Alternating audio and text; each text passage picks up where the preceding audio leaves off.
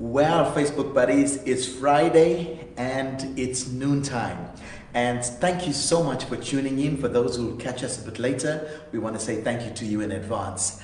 I am here on the One Life campus, Southside, and more specifically, we are here in the One Life Foundation building. And I am so privileged today to be with Jay Mannikam.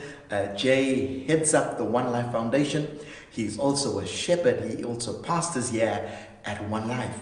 Jay, thank you so much for your willingness as we started to connect and collaborate that this opportunity's come out. You just want to greet the folk today and just say a few words before we get into the nuts and bolts of the One Life Foundation. Great, thank you so much. Thank you to GSC for this opportunity to do this interview, and I just want to greet all of you, all our social media fans and those that are on Facebook. I greet you in Jesus' name. What a privilege it is to share with you my story and perhaps the story of One Life Foundation this afternoon. Fantastic. By the way, Facebook buddies, don't forget to host a watch party or share the page. Jay and I got connected, even though we had known of each other. We had met each other before, but we got more specifically connected through a barber. It's Keegan. And we both have a fond affection for him, and we've both been discipling him more. Jay's been hands-on than me. But today we had to talk about One Life Foundation. So Jay, tell us, how did you, I know you were in the sports arena, you were heavily involved in empowering people. How did you transition out of that into where you are today? Okay, Greg, I think I'll just try and summarize as quick as possible. Being a teacher for 12 years, and then moved from Department of Education to Department of Sport, and there I spent at least 16 years. So I've been with government at least 23 plus years. And as I went on the journey, so I come from a Hindu background, being saved, just love Jesus, love seeing people get saved, and just loving success stories. So while I was on this journey and trying to achieve the qualifications and do as best as I can in the workplace, I just felt God calling me to full-time ministry. Wow. And so I'd say 5 years ago, started leading the One Life Church at the east side, which is off Ortman Road. And I've been working full-time, doing that full-time, but I sat in a preach that says the cost, or spoke about the cost of procrastination. And I made that decision to go full-time in ministry. Wow. So I lead that site, but during the week, I lead the One Life Foundation. Fantastic. Facebook friends, Jay and I had a coffee yesterday, and he just shared some of the amazing stories, how the foundation has grown in leaps and bounds in the coronavirus season, and how many people's lives have been impacted and how other people have supported making this all happen. Jay, just tell us a little bit about some of the key things. I know there's huge amounts of stuff the foundation is doing, but just give us some key things that the foundation is doing to add value to people in the season.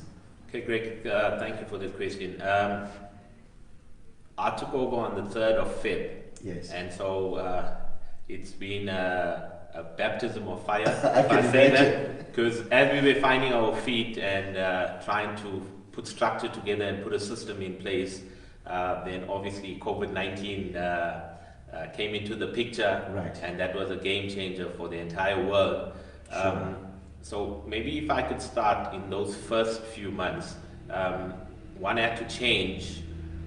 If we were focusing on many things, one had to just zone into COVID-19, and that meant getting food parcels to the poor and needy, and getting help with those that lost their jobs and there was just no income.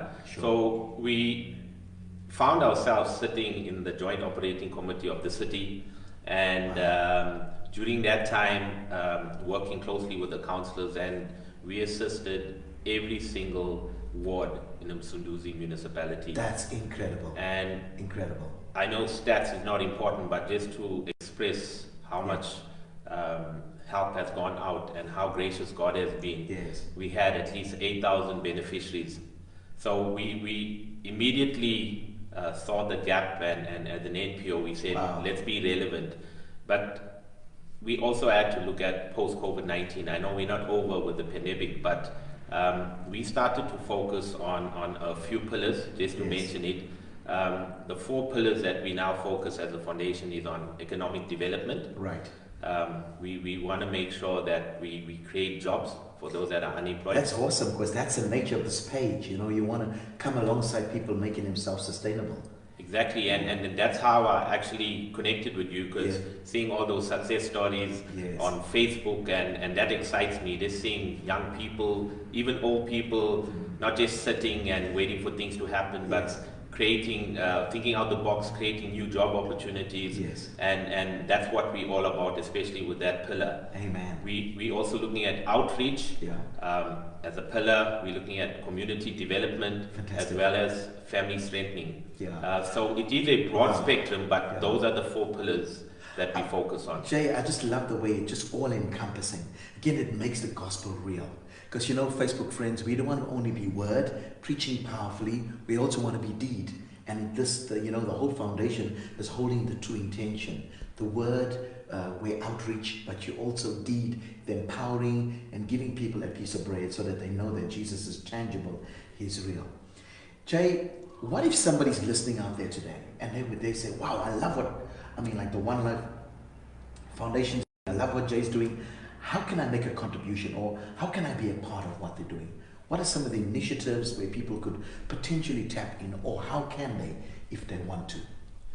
Thank you, Greg. I think while we're chatting, you would obviously pick up the NPO name, One Life Foundation. Yes. And I mean, nowadays you just Google the name and it'll lead you to the website. But I'm sure through social media, we're going to perhaps put our website on, especially this interview, and you'll have access to that. But the other encouragement to those that are listening, sometimes we ask the question, who is the church? And we think it's a physical building. Right. But my encouragement to those that are listening is we are the church as individuals. And God's gifted us, each one of us, and each one of us, if you are listening, my encouragement to you is, even now, understand that you are special. Yes. That God has called you for a purpose. Yes. And ask God specifically, what is my purpose? And I'd love for individuals to settle that purpose, because then you can put your energy, your time, and your effort, and your skill sets. So one of the ways that you can get